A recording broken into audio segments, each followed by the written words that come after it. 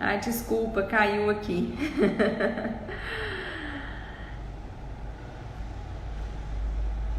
Caiu. Eu acho que é o horário, né? Desculpa. Eu acho que eu não consegui nem salvar aqui. Vou esperar mais um pouquinho.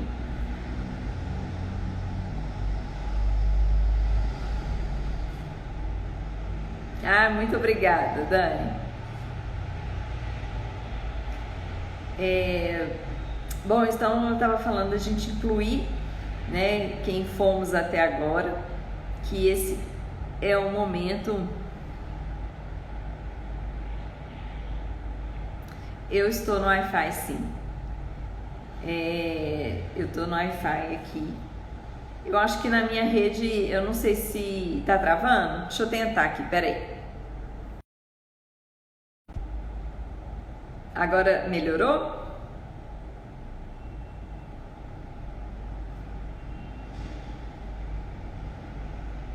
Agora não melhorou ou melhorou?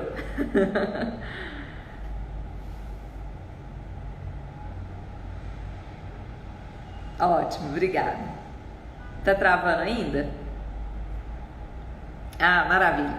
Vamos lá. Então é incluir, porque se a gente não incluir, e isso faz parte do autoaperfeiçoamento e do autoconhecimento, que não existe culpar o outro, existe a gente assumir a responsabilidade e fazer aquilo que é preciso fazer. Sem isso, não tem chance. A pergunta, podemos dizer que a mudança acarreta medo e que por isso é difícil de abandonar um hábito, mesmo sabendo que é mal. Então vamos por parte. Toda mudança acarreta medo? Às vezes sim, às vezes não. Quando você está já disponível para mudança, você muda de uma forma muito motivada. Então, por exemplo, assim, e aí a gente tem que perceber que todas as grandes transformações começam muito pequenininhas, né?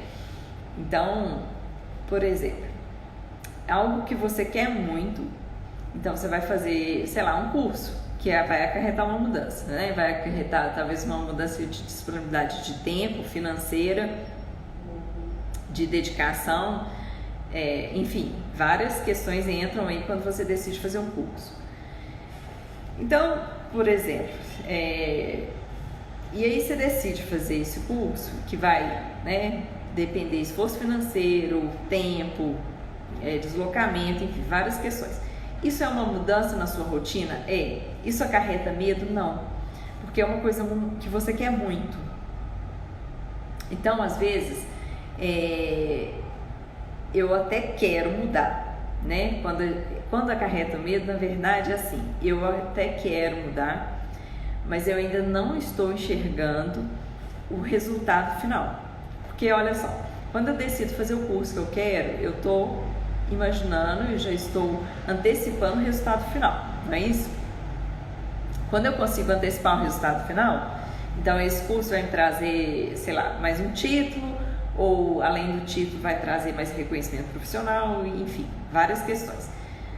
Então, eu consegui prever aquele resultado final, eu excluo essa parcela do medo, mesmo que haja mudança. Quando é preciso fazer uma mudança de hábito, sim, mas que aquilo ainda eu não consegui vislumbrar o resultado final, aí entra o medo. E é claro que é o medo do desconhecido, que eu ainda não sei o que vai ser aquilo. Agora, olha bem, eu tenho um vício, né? Então, eu tenho um vício, aquilo é uma mudança, eu agora já percebo que esse vício não me traz tanta saúde ou não traz ganho, porque a gente só consegue mudar depois que a gente toma decisão. Então aí eu vou entrar, bem que aqui podia ter um recurso dos slides para eu mostrar para vocês que assim, existe na terapia comportamental que foi muito estudada quando foi construído os alcoólatras anônimos, que eles verificaram que existem algumas fases até que a gente tenha realmente uma mudança. E aí pode entrar o medo ou não, dependendo da pessoa. Eu não sei se eu estou sabendo te responder exatamente, mas é mais ou menos por aí. Então, existe uma fase que chama a fase de pré-ponderação. O que é isso? A pré-ponderação é aquela fase em que a pessoa tem um hábito ou ela está vivendo alguma situação em que ela ainda está tendo um ganho com ela, mesmo que aquilo não seja saudável. Então, seja um vício, um relacionamento que não é saudável, ou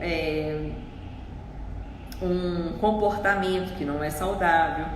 Então, ela nessa fase chamada de pré-ponderação, a pessoa ainda não consegue vislumbrar que ela está tendo perda na cabeça dela, ela está tendo só ganho. Então, não adianta nada, por exemplo, você virar para uma pessoa que está fumando, ou que está bebendo, né, e fazendo o uso abusivo da bebida ou, né, do cigarro, enfim, aquilo está prejudicando a vida dela. Não adianta, se ela estiver nessa fase da pré-ponderação, não adianta você vir com nenhum argumento, seja positivo, que ela vai, na verdade, rebater. Você vai desperdiçar seu tempo e o tempo dela. Então, por isso que ajudar uma outra pessoa, você tem que também reconhecer em que momento que ela está. Se ela estiver nessa fase da pré-ponderação, ela está de ouvidos tampados, ela não consegue te ouvir. E aí a ajuda entra realmente quando a pessoa pede ajuda. Então,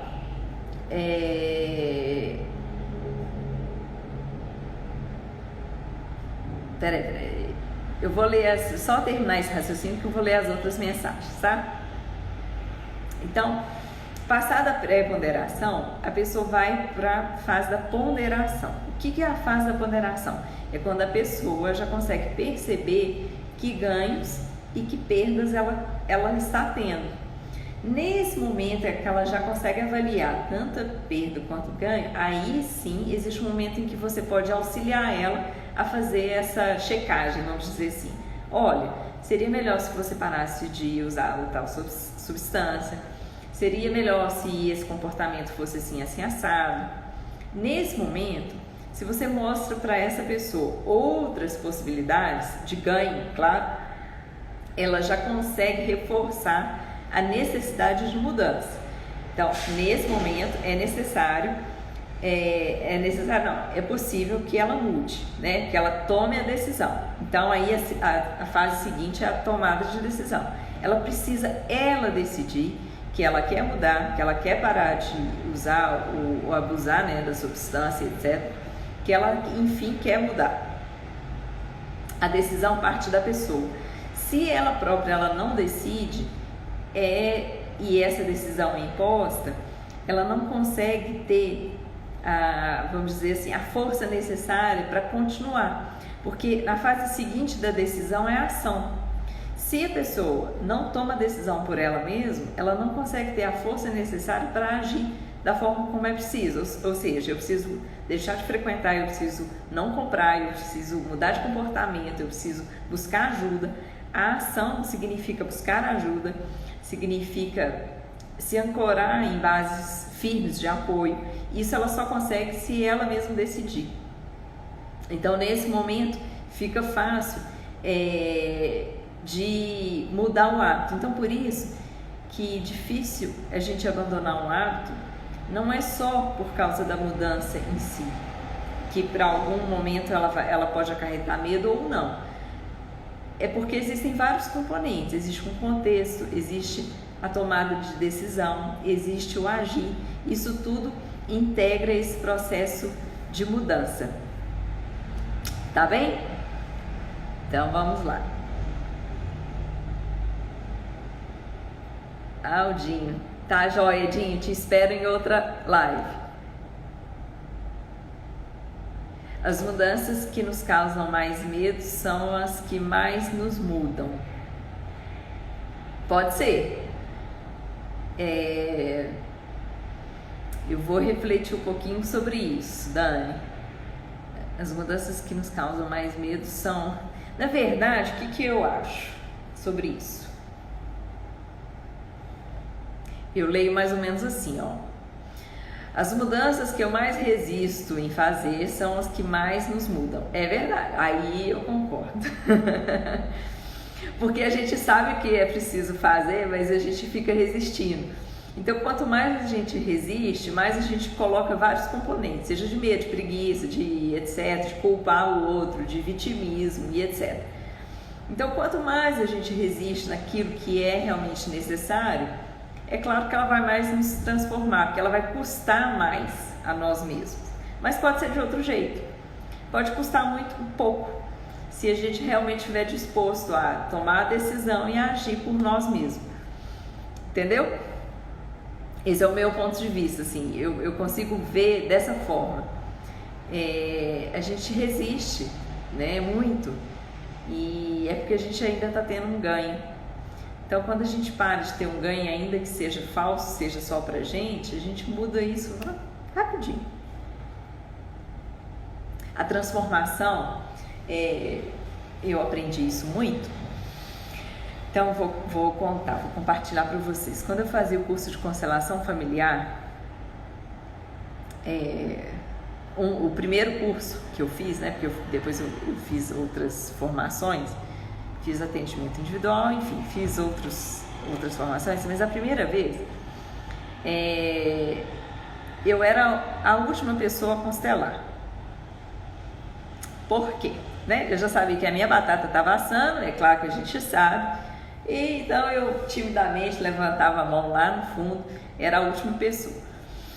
Quando eu fui para o aprofundamento, toda a minha formação eu fiz com o Décio e com o Décio com a Ilma, que são pessoas que eu admiro muitíssimo, e no aprofundamento eu também já percebia que a minha batata estava assando, mas aí eu levantava, aliás eu ficava perto do Décio da Ilma, que eu já estava ali pertinho, ó, era só correr para lá, e levantava, era uma das primeiras a levantar a mão, porque eu já percebia que, diferentemente lá atrás, que a minha batata estava assando, lá eu ainda estava resistindo a assumir a responsabilidade, né? Mas o processo de mudança, ele pode ser tanto rápido quanto pode ser devagar, ou pode ser fácil, pode ser difícil, você que escolhe. Então, é assim, ou você escolhe, se você for fazer sua comida, ou você escolhe fazer algo gostoso para você, ou você escolhe fazer mais ou menos, etc. E você sempre escolhe. Então, quando eu fiz o aprofundamento na constelação familiar, era uma das primeiras, porque eu já sabia que minha batata estava assando, eu já sabia o que eu tinha que fazer, então eu queria fazer logo. Não é para ficar livre, mas porque fazer logo facilita o processo de mudança. Então, sair do vitimismo é super importante, porque só existe essa opção. Só quando a gente sai do vitimismo é que é possível mudar. Porque enquanto a gente ainda tá vítima da situação, a gente não consegue fazer nada. Porque é só o outro, né? Se a gente é vítima, o poder está no outro, não está em si. Então a vítima, ela delega. Ser vítima não é bom, não. Porque além de ser vítima, você não conseguir mudar nada, não. Você ainda está colocando o poder no outro e não em si próprio, né? O outro é tão poderoso que ainda pode fazer alguma coisa, mas na verdade é você mesmo. Então o vitimismo é um pouco burrice, assim, se a gente for pensar mesmo ao pé da letra, é burrice, porque você está deixando o seu poder com o outro, né? Não está assumindo o seu próprio poder, e a gente tem potencial para muito mais que isso.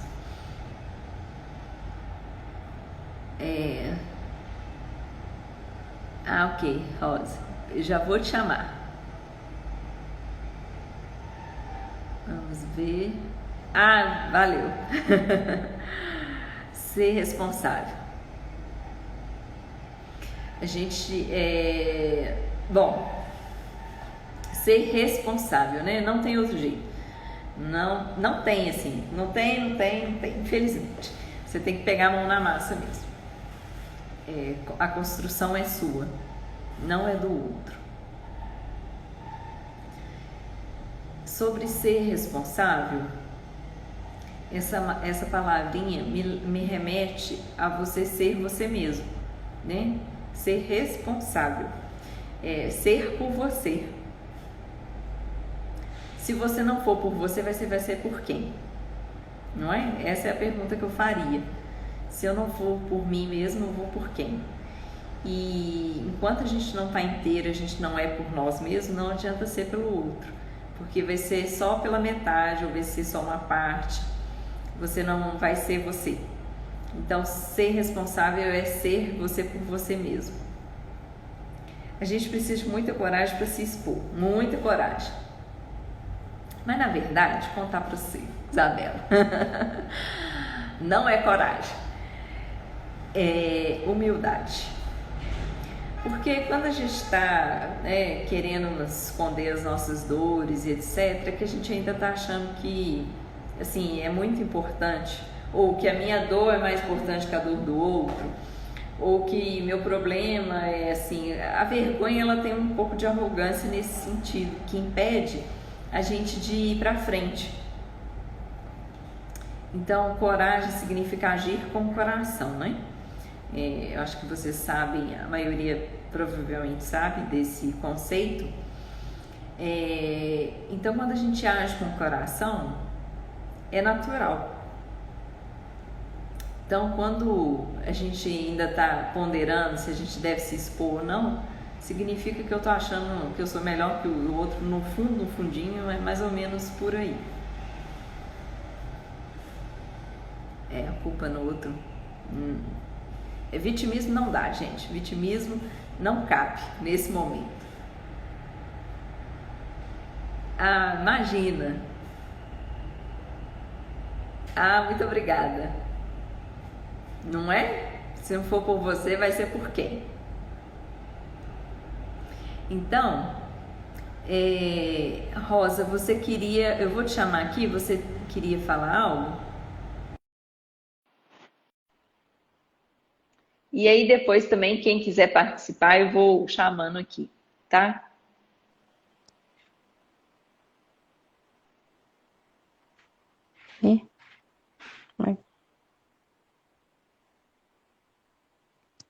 Oi. Oi, Tudo bem? tudo bom? Joia. Você queria falar algo? Não, não, a pergunta que eu te fiz é isso. Como que eu posso, assim, me ajudar a tirar tanto esse medo de direção, que é meu sonho dirigir, mas eu morro de medo, de pavor de dirigir. Entendi. Você já olhou para isso? Ah? Você já buscou ajuda para isso?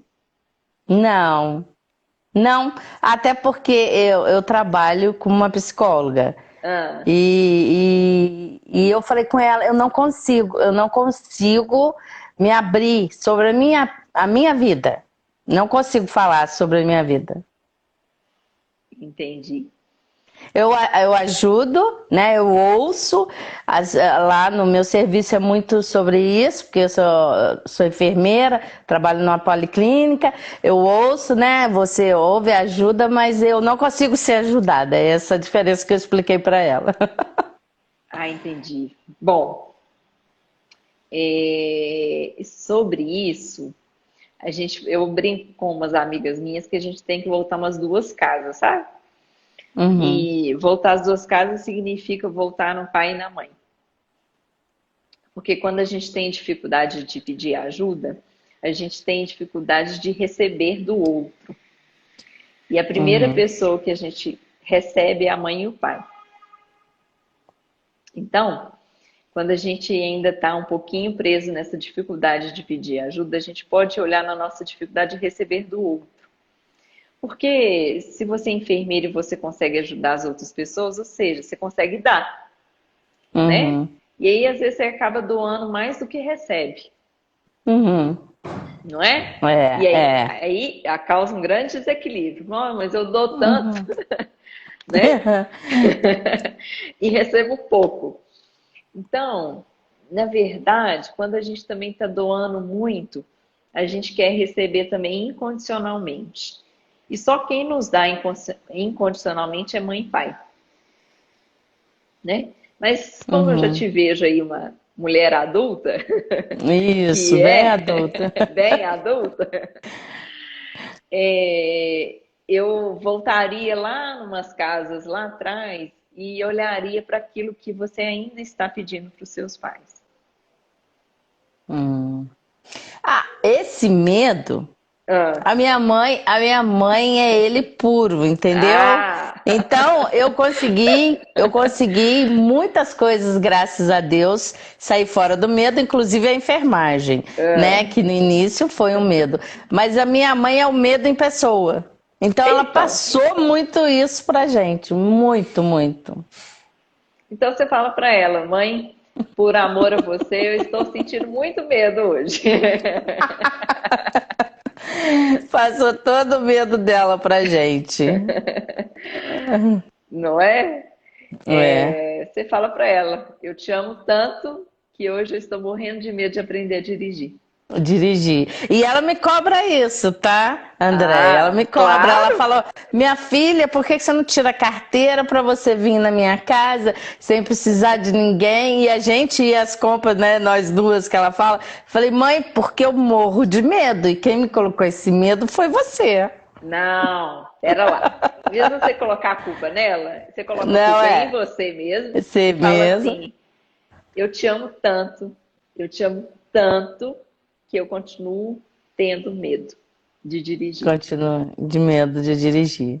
Eu queria que você fizesse isso por mim. Aí não tem jeito, né? Porque aprender a dirigir é contigo mesmo, É comigo mesmo. né?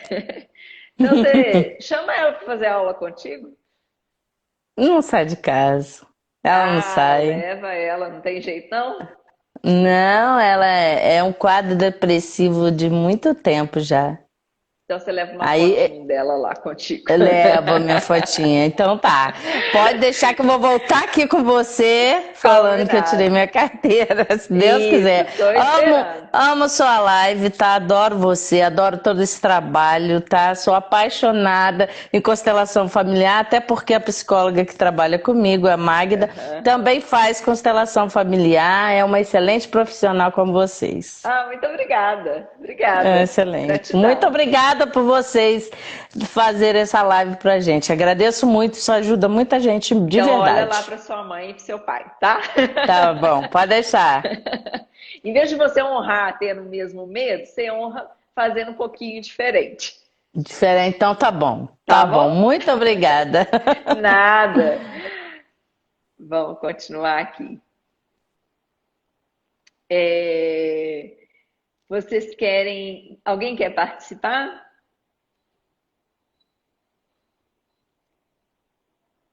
Me libertei, me expondo.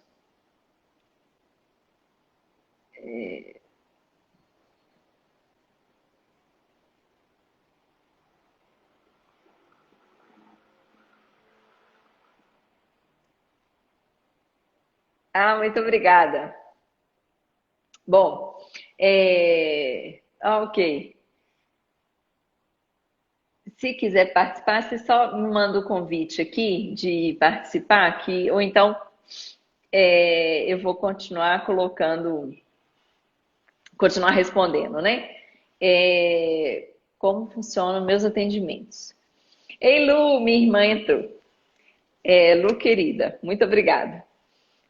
Meus atendimentos funcionam online. É claro que alguns atendimentos eu tenho feito presencial, tomando todos os cuidados, né, como tem que ser nesse momento. De constelação familiar, o atendimento individual, utilizando os bonecos. Mas depois, se você quiser mandar uma mensagem específica, eu te mando todas as informações. Vivi? Então, vou aproveitar esse exemplo maravilhoso dessa oportunidade que nós tivemos agora, que é falar sobre voltar às duas casas no papai e na mamãe. Não adianta pular essa parte, viu, gente? Então, vocês que queiram. E aí, eu sempre conto essa história que eu tinha feito o curso de mediação já e fui a São Paulo, no Palas Atenas, que é uma grande instituto, para quem conhece, fazer o curso de mediação pelo método. O curso chamava Método Elicitivo de Resolução de Conflito, algo assim. com o professor da Áustria, professor que forma agente de paz da ONU. Então, estava eu lá maravilhada com ele, e no final do curso, o script era: se você não resolver suas questões com o papai e com a mamãe, você não é agente de paz em lugar nenhum. Então, eu voltei com aquilo debaixo do braço. Eu ainda não conhecia a constelação familiar, eu vinha conhecer depois, mas eu já fazia terapia. Então, é claro que eu voltei, meu terapeuta falou: agora, meu filho, não tem jeito não, a gente resolve esse trem agora. Depois eu fiz a formação em terapia familiar sistêmica e fiz a constelação. Então, nós temos que resolver, mas não é resolver separar, não é resolver. Tem umas formas aí meio esquisitas, né? Que eles colocam, né? Ah, você tem que brigar com seu pai, com sua mãe. Esse trem é muito complicado. Porque, na verdade, você deve reconectar o amor da vida. Porque os pais nos deram a vida. E sem essa reconexão, não tem chance. Não tem chance. E os filhos, muitas vezes, só olham para o amor que eles sentem pelos pais e não conseguem perceber o amor que os pais sentem pelos filhos. Então, nesse exemplo, por exemplo, né? Ah, minha mãe tem muito medo, minha mãe colocou medo. Sei, colocou. E eu estou com medo de dirigir. Então, por amor a ela, você continua com medo, né? Para demonstrar o quão profundo nós estamos conectados, né? E fazer diferente nos dá medo, e aí é medo mesmo, porque é como se a gente mexesse no sentimento de pertencer. Então, se eu fizer um pouquinho diferente, eu vou deixar de pertencer. E esse medo é profundo, ele nos leva a um medo de quase morte mesmo, de tão profundo e de tão forte que é o vínculo de pertencimento. O que é diferente da lei de pertencimento que o Bert Hellinger. Eu estou falando de duas coisas completamente diferentes, tá? Então, por medo de deixar de pertencer a esse amor profundo que nós temos, né, pelas pessoas que nos deram a vida, que são os pais, a gente tende a fazer igual a algumas questões, né? Mas a gente pode fazer diferente, porque provavelmente, igual mesmo você disse, sua mãe te incita a fazer, né? Te projeta, te motiva para fazer. Então faça, né? Olhe para o amor dela por você e fala: então, por você, pelo amor por você, pelo amor que você me deu a vida, por honrar a vida, e aí honrar nesse sentido, eu vou fazer diferente e eu vou tirar a carteira. Eu vou olhar o seu amor por mim e não vou só perceber o meu amor por você. Quando a gente consegue perceber o amor do outro pela gente, a gente consegue fazer muito mais. Porque quando a gente está só no nosso amor, é o que a gente, né, denomina esse amor cego. A gente só vê o nosso, não vê o do outro pela gente. Então, os pais não querem que a gente repete ou faça a mesma coisa que eles fizeram. Não, gente, eles já nos deram de graça as experiências boas e as ruins. Então, não é olhar para as ruins e ficar criticando, não. Eles deram de graça, eles sabiam fazer daquela forma. É pegar aquilo e fazer diferente. Que agora, você, todos nós, né, que estamos aqui, certamente nós tivemos recursos muito maiores que os nossos pais, e enfim, etc. Tá? Então, vejam o amor do outro, né?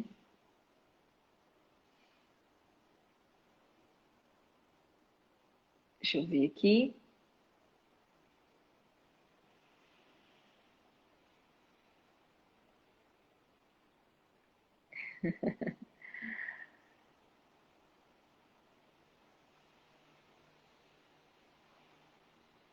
Ok.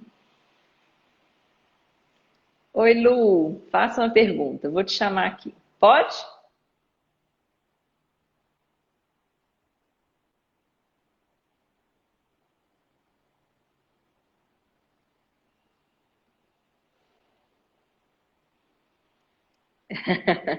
Minha irmã tem uma pergunta. Eu vou ver se ela vai aceitar aqui. E se ela não aceitar, manda a pergunta aí, Lu. Ah, minha É, irmã!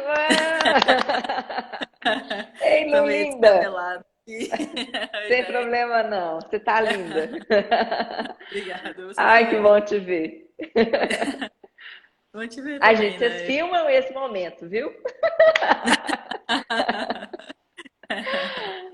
É.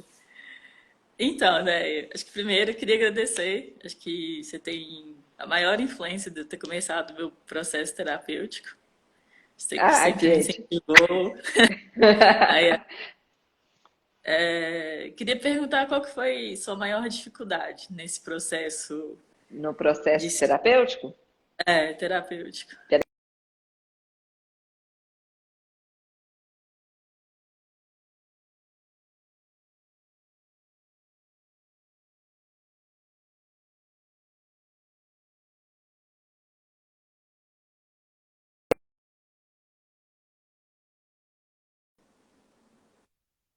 Oi? Oi, Travou um pouco. voltou agora. Voltou. Qual que foi a minha maior dificuldade no processo terapêutico? Isso. Nossa, foram tantas, Lu. Foram muitas. E continuam sendo ainda. Ana, Acho que a maior dificuldade é você encarar que é você por você mesmo, que você está sozinho. Não tem. Vamos dizer assim, a solidão da transformação. é, Porque eu acho que nesse. isso tá. Ah, Não, pode falar, pode continuar. não, pode falar. Eu ia falar que isso traz tanto medo quanto liberdade, né? Traz bastante medo, que a cavalaria não tá chegando, mas traz liberdade também. Com certeza. O maior ganho é a liberdade. E eu acho que a liberdade está ligado no que eu falei antes, que é ser você mesmo, né? Ser por você. A maior ganho de todo o processo terapêutico é você estar mais próximo da sua essência, poder ser quem você é, sem depender de olhares externos, sem depender de aprovação ou desaprovação. Você é porque você é. Esse é o maior ganho. Então, se a pessoa gostar de mim, se ela não gostar de mim, isso é tudo problema dela, né? Eu acho que esse é o maior ganho, mas o maior desafio para mim é a solidão mesmo, porque a gente sempre fica querendo que o outro cresça junto com você. Então, por exemplo, você consegue começar a caminhar e aí você fala, nossa, mas seria bom se fulano caminhasse junto comigo. Seria. E eu confesso que isso foi até a última conversa que eu tive com o Andrei, que assim, a gente fica emburrado, porque quando a gente está crescendo, ou a gente até acha que está crescendo, mas na verdade as transformações são pessoais, não necessariamente significa um crescimento na mesma proporção do seu esforço, e isso você vai ver mais lá na frente. Então, você tem a percepção de que você está fazendo muito esforço, que você está mudando muito. Na verdade, às vezes é um esforço pequenininho, às vezes é uma mudança pequenininha. Então, e você quer carregar o outro para esse processo seu interno. E aí, acho que essa é a maior dificuldade. Né? E principalmente a gente que quer sempre né? A gente está nessa profissão de ajuda, aí que você quer mesmo arrastar o outro contigo. E aí você sofre, né, Lu? Como minha irmã É, mais próxima, os próximos sempre sofrem um pouquinho mais. é, Mas é isso. Eu acho que a maior dificuldade é a solidão da transformação. E o eu maior concordo. ganho é a liberdade de ser quem é, né? Eu concordo, acho que é isso mesmo. Teve um dia que eu tava aqui em casa pensando, por Ah. que que eu não faço isso? Por que que eu não faço aquilo? E aí minha mente vai assim, quem são os culpados, né? Claro. E é incrível como a gente tem tendência de olhar para os nossos pais e falar assim, nossa, mãe não fez isso, o pai não fez isso. Aí eu Aí eu olhei pra mim e falei assim, nossa, mas não tem ninguém me amarrando. Exatamente. Olha eu aqui, adulta. Não tem ninguém me segurando e eu com... Ai, ai. É que às vezes é difícil a gente olhar e enxergar que a gente tem dificuldade a gente mesmo, né? Quando a gente busca um culpado, na verdade a gente está buscando uma não ação. É assim, Hum. quando a gente busca um culpado, a gente não quer mudar, a gente não quer agir, a gente não quer fazer nada, a gente só quer achar um culpado mesmo. E um milagre, né? Caso aconteça, que as pessoas se autotransformem, ou etc. Então, gente, o culpado tem a ver com a busca de um milagre, né? Não tem. É você mesmo, né? Ótimo, né? É isso É aí. isso. Então tá, Luzinha, eu amei você estar aqui. Ah, eu também, né? Adorei. Aí, chama Pergunte a Deia, já aproveitando, por causa É. de você, porque você sempre me chamou de Deia e às vezes você me chama mesmo, então Pergunte a Deia, né? É por você. Ah, que bom, né? Eu fico muito feliz aqui. Então é isso, Luzinha, meu coração, Então tá, né? tá? Beijão pra Então, você. beijão. Vou chamar uma outra pessoa aqui agora também. Beleza. Eu amei, Tchau, né? Luzinha. Beijo. Beijo. Beijo no coração. Eu também.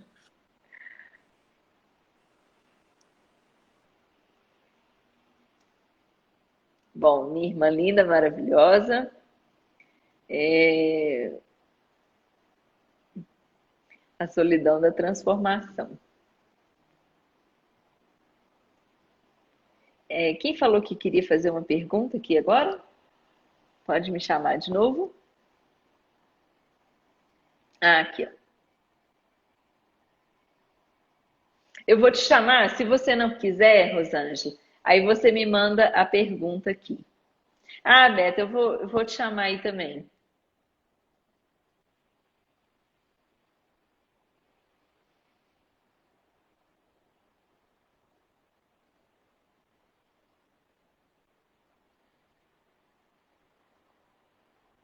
Tá aguardando resposta.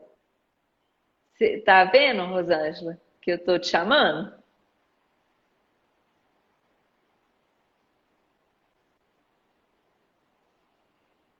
Travou para vocês ou tá bem? Vou chamar. Tô chamando. Tá travando ou não? Tá assim. Vou chamar de novo, quer ver? É,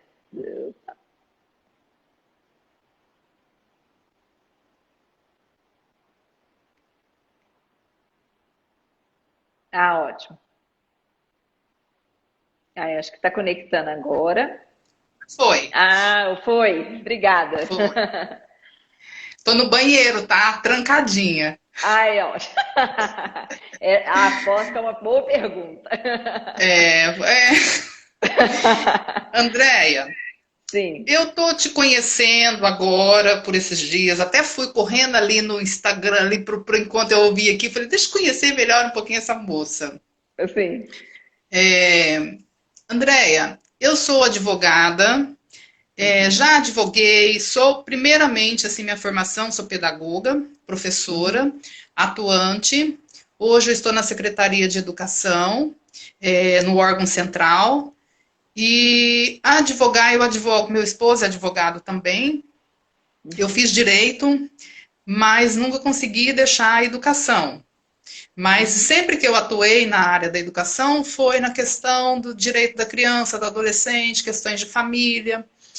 E terminei meu mestrado agora e conheci a constelação nesse meu mestrado. Não foi da área uhum, da constelação, mas foi porque a minha pesquisa era com adolescentes em conflito com a lei, aonde eu uhum, fui no centro de internação, que eu pesquisei as experiências de leituras, uhum, literatura dessas adolescentes nesse tempo que elas estavam em medidas socioeducativas. Então, Cuiabá aqui adota o sistema da constelação, do direito sistêmico, Sim. e aí eu fui convidada para assistir, para estar conhecendo mais, né, esses adolescentes que eu estava pesquisando. Até eu achei importante colocar uma fala das adolescentes que não tinha nada a ver, né, em relação à constelação. Então foi onde assim eu me apaixonei e quis assim conhecer melhor. Até eu falei assim, olha, se eu voltar a divulgar mesmo, vai ser envolvendo o direito sistêmico, não tem como. E eu recentemente fiz o curso de mediação de conflitos pelo Tribunal de Justiça e na parceria com o Ministério Público para mediar na escola. E assim, nesse curso a gente vê uma pontinha ligado à constelação, à comunicação não violenta e então assim ela está toda assim entrelaçado os conceitos, né, as teorias, mas para mim, eu vejo que a gente tem que crescer mais nessas áreas, tanto da constelação como na comunicação não violenta, sempre está crescendo.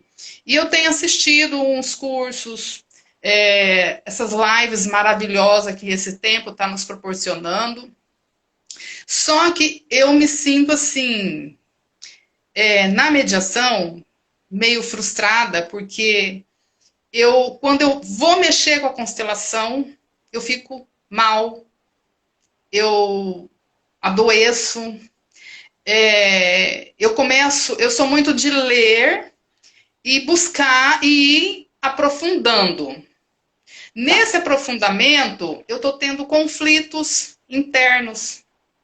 Que esses dias eu cheguei no meu trabalho e falei, não quero mais saber de constelação. Que ótimo. Estou numa live aqui, peraí, estou num conversa. Vendo? Então, assim, bom, eu cheguei e falei, não quero mais saber de constelação, não quero, gente, para. E esses dias eu fiquei mesmo doente, eu tenho um diagnóstico com fibromialgia, e fazia tempo que eu estava assim, bem, fiquei ruim. Então, assim, eu vejo assim que eu juro que eu pensei para você assim, ainda bem que eu fiquei assim, porque é uma fuga, tô em casa, tô quietinha, tô longe de tudo. Tá. Assim, bom, eu pensando no meu sentimento, me refletindo. Eu entendi. Você já entendeu tudo? Já entendi tudo. Bom, a primeira coisa que eu queria esclarecer é que a constelação familiar, ela pode ser chamada por alguns, né? Eu gosto de falar que é uma técnica terapêutica. O Décio, com quem eu aprendi, ele disse numa entrevista maravilhosa, ele falou, olha, é uma filosofia prática, né? O efeito é depois, né? Você tem que aplicar essa filosofia. Mas aí existem várias técnicas terapêuticas ou várias filosofias. Então, assim, qual é a melhor? Primeiro, né? Eu tenho que olhar para isso também. Eu não posso descartar e falar assim, olha, a constelação é a melhor coisa para você. Pode ser que sim, pode ser que não. Pode ser que você esteja no momento em que é outra técnica ou outra forma. Mas também pode acontecer o seguinte. Você já escutou a palavra sabotagem? Vocês estão me ouvindo direitinho? Me dá só um sinal aí, porque eu não sei se...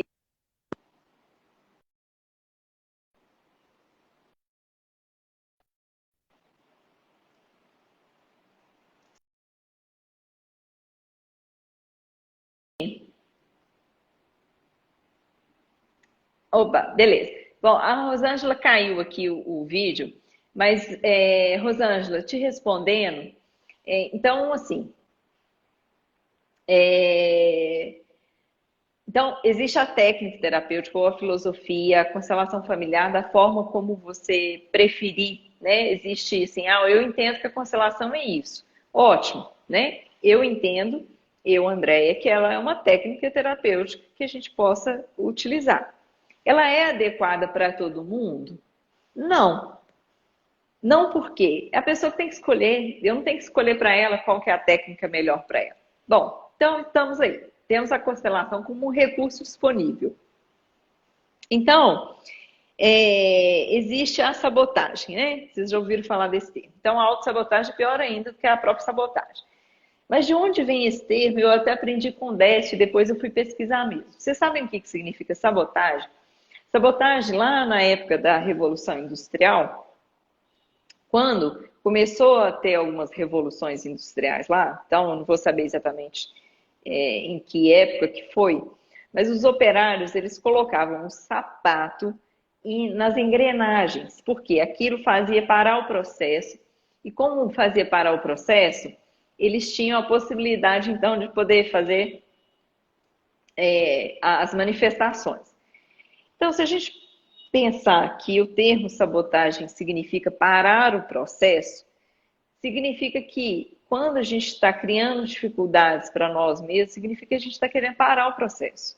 E pode ser que seja tudo bem aquilo que você dá conta, não é também fazer assim, né, amarra ou a força, que isso também lembra lá do processo da pré-ponderação? Eu acho que ainda pode estar lá ainda. Né? Você ainda não achou as razões pelas quais você realmente quer passar pelo processo de mudança. Oi, Roberto, meu tio, lindo, maravilhoso, está aqui participando também, muito obrigada. Então, quando eu decido parar esse processo, eu posso estar exausta, processo de autotransformação, autorresponsabilidade, não é fácil, gente, não é assim, mil maravilhas, não é fácil mesmo, não. Então, tem momentos que a gente precisa de respirar também, então é preciso eu me acolher nesse momento, me acolher, me colocar no colo, né? Fazer o afago que é preciso, dar aquela respirada, e a hora que eu sentir que eu tenho fôlego suficiente, eu peço, então, e faço a mudança. Tudo depende de você mesmo. Então, como eu disse lá atrás, a mudança ela pode ser mais rápida ou mais devagar, dependendo daquilo, da sua disposição para fazê-lo. Agora, não é errado eu fazer devagar, não é errado eu não escolher o momento. Né? Não tem nada de errado, não, tá tudo certo. Da forma como né? A gente não pode mudar as coisas aos trancos e barrancos, né? Porque senão fica uma mudança capenga, fica uma mudança também sem base suficiente para ser sustentado. Porque para a gente sustentar qualquer tipo de mudança é preciso fazer, refazer, fazer, refazer. É um processo contínuo, não é fácil. Então, se eu conseguir mais ou menos te responder, eu acho que você podia olhar para você com carinho, se colocar no colo, a dor de qual criança, né? Porque quando a gente está no processo de sabotagem, é na verdade uma pirracinha lá no fundo. A gente acolher essa criança interna que ainda está querendo colo, dar colo para ela, e depois respirar e agora eu posso encarar. E se a constelação não for o meio mais adequado, tudo bem também, não tem problema nenhum. Né? Existem tantos outros recursos que estão aí disponíveis para nos ajudar, então procurar aquele que realmente você consiga ajudar, se ajudar e conseguir ajuda, tá bom? Ótimo, peraí, vou chamar a Beta aqui e então, eu acho que a pessoa às vezes... Eita, joia! Eu não sei se foi por acaso, mas você me chamou mais cedo. Foi. Aí eu tava saindo do banho, eu tava com o telefone ligado, só que eu tinha tanta coisa pra fazer, eu deixei o telefone e o chuveiro e eu lá. Aí depois eu resolvi te chamar. Primeiro, gratidão por tudo, por ser essa pessoa, por estar aqui, tá trazendo tanto aprendizado pra gente. Tanta sacode, né? Não tem outro jeito, né? Então, Déia, minha pergunta, eu até comentei aí nos comentários, eu falei sobre a exposição, né? Que quando eu escrevi meu livro, que eu me expus muito, é um romance fictício, mas quem me conhece sabe que tem muito da minha história. para mim foi uma libertação total, sabe? Assim, me expor, colocar aquilo tudo para fora, foi como se eu me aceitasse, sabe? E aí eu comecei a pensar sobre ser terapeuta, tipo que qualquer terapeuta na linha que seja, ser constelador. Antigamente, essa pessoa, o terapeuta, ele era muito distante da gente, né? A gente não tinha acesso a ele, a gente não sabia como que era a vida dele. E hoje eu vejo muito que nós terapeutas, vejo vários outros, fala sempre, eu passei por isso, eu te entendo, eu tinha esse mesmo problema, que é a realidade. E a gente acaba falando eu acredito que por compaixão, para a pessoa ver que a gente também passa por aqueles momentos que eles melhor passam. aqui. Tá. A minha pergunta é, como que você vê isso, sabe? Principalmente agora também, neste momento, que a gente tá com essas lives, se expondo tanto aí nas redes sociais. Você vê isso como uma coisa positiva? E o que você acha dessa exposição do terapeuta com o cliente saber das nossas mazelas e tudo mais? Do nosso processo? Tá. Então, tem algumas perguntinhas aí dentro dessa perguntona, né? Ótimo, adoro! Pode responder. Bom, a gente só leva o cliente... respostas curtas. a gente só leva o cliente até onde a gente foi. Sim, ó. Tá? Então, assim, expor ao vivo, expor vida pessoal, expor isso, não tem tanto significado se a pessoa também não te alcança. Então, esse medo, na verdade, também é um pouquinho de arrogância. Sabe, assim, se expor tanto, assim, é claro que não vou transformar minha vida numa vida pública. Isso é de cada um. Tem gente que faz isso com facilidade, tem gente que não faz, e etc. Né? Mas, assim, se eu tô na chuva para molhar mesmo, mas eu não tô querendo molhar igual os outros, é porque eu acho que eu sou melhor que os outros. Né? Eu ainda me acho um pouquinho mais importante, eu ainda me acho um pouquinho melhor. Então, se eu realmente, tá todo mundo molhando, mas eu quero um lugar ao sol, eu acho que eu sou melhor. Então, assim, é um momento em que as lives estão acontecendo, estão. E a gente está vendo aí, inclusive, pelas dificuldades dos vídeos e etc, né? Há muito coisa. Então, aí a gente tem que ter duas coisas, né? Foco naquilo que eu realmente quero e está disponível, que são recursos que estão disponíveis, né? E foi um momento em que essa condição do Covid está nos impondo. Qual que seria outro recurso, então? Né? As pessoas estão precisando de contato, elas estão carentes nesse sentido mesmo.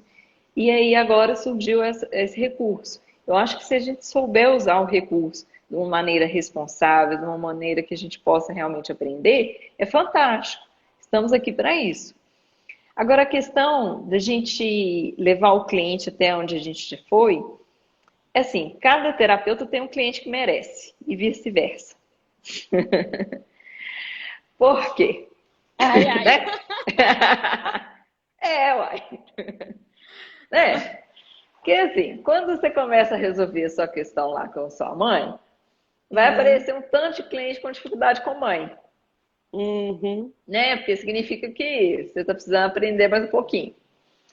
Quando você começa a fazer seu exercício de casa, assim, seu dever de casa com o pai, aparece um tanto de cliente com dificuldade com o pai, etc.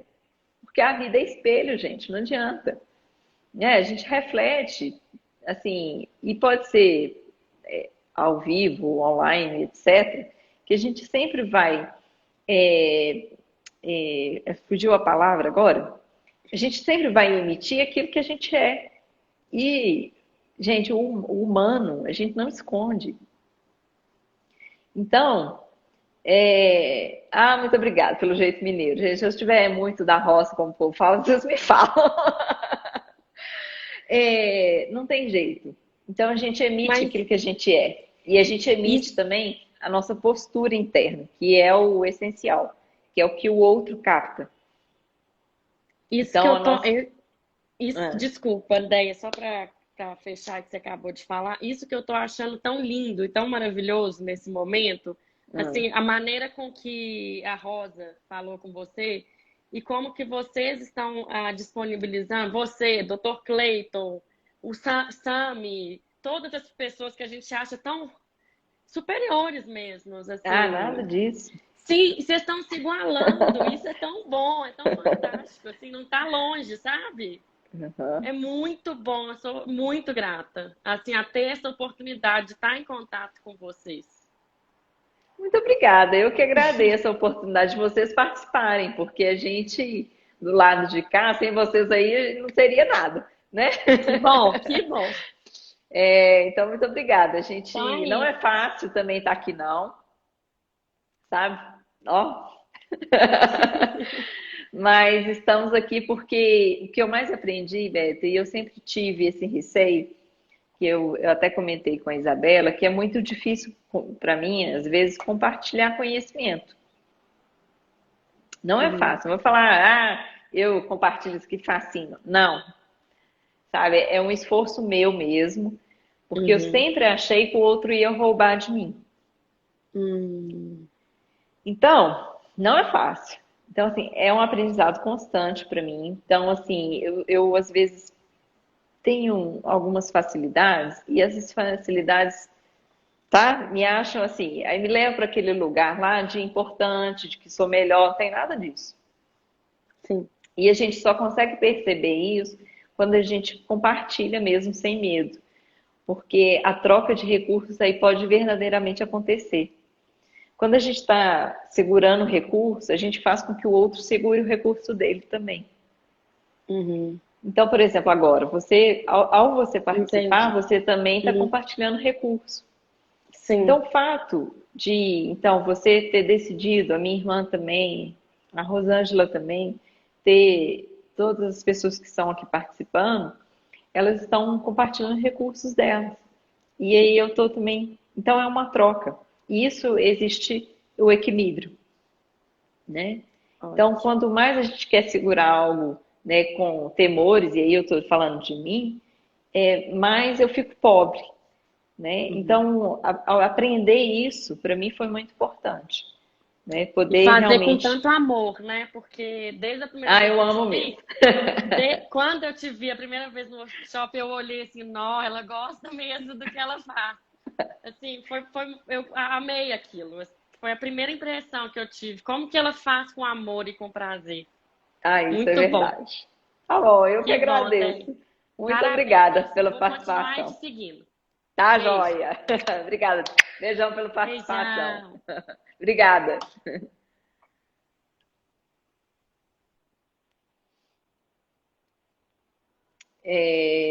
Então, Marcos Menezes. Muito obrigada, Ana. Eu vou acompanhar também. Tem dias que a internet está ruim. Ô, Rosângela, mas eu consegui te responder direitinho? A gente já está caminhando para o final aqui. Então, eu tenho, Lu, nossa senhora, dificuldade. Eu tenho assim, quando eu acho um livro bom, eu falo assim, será que eu falo para todo mundo? Não, acho que vou falar. Aí depois eu falo, não, gente, tem que compartilhar, né? A vida é isso, a vida é troca. Então, eu queria agradecer vocês terem participado, já está acabando.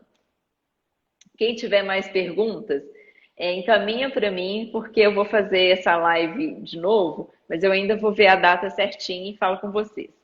Tem uma entrevista aí para sair, vai ser ótimo. Eu acho que ela não vai ser gravada ao vivo, mas ela vai estar disponível no meu canal do YouTube. Ô, Rosângela, a gente volta com essa live e aquilo que você perdeu, eu acho que ela vai estar gravada. Você pode ver 24 horas, mas se não, eu volto contigo na próxima, te respondendo, tá bom? Então, obrigada a todo mundo, beijo no coração de cada um, tá? Beijão, brigadão, tá acabando. Obrigadão, gente.